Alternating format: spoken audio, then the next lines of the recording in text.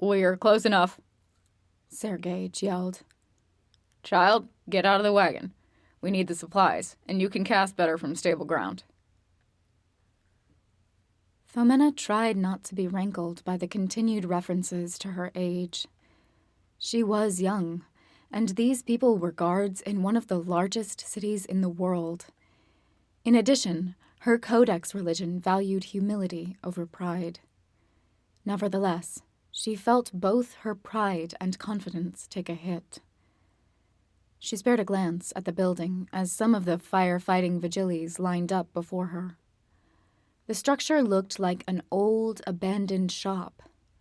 No sign hung above the wide door, nor were any wares visible through the broken windows. It seemed a bit of an eyesore compared to the better-maintained buildings around it. 2 floors sat above the ground level, but the higher windows were mostly shuttered. One window, the exception, had shutters thrown open and smoke escaping from the inside.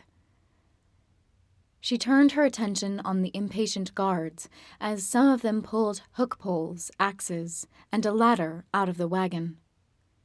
Pommery smiled.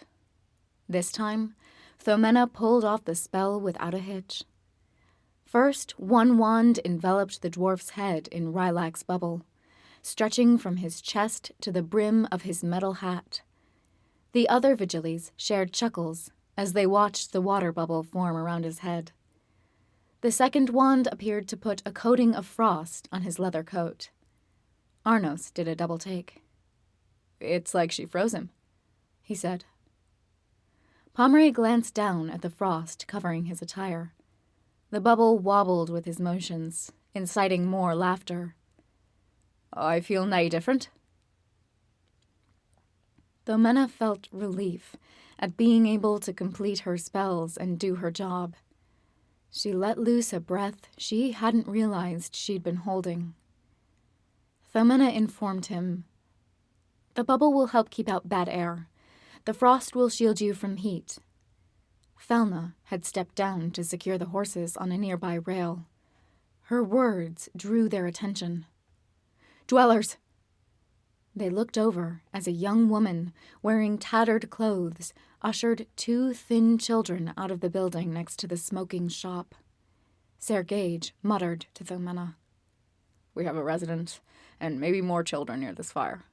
I prefer not to send someone into a building if we can help it, but when the fire is small and children nearby, we have a duty to check." He whirled on Pommery, speaking louder. "Are you ready?" Pommery glanced up at the shuttered windows. "I might need a light."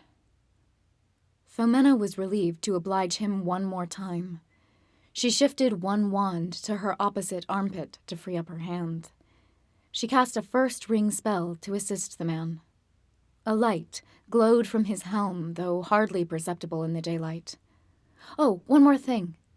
She reached into a pocket and pulled out a small timing glass. This one was sized for 1/4 of an hour.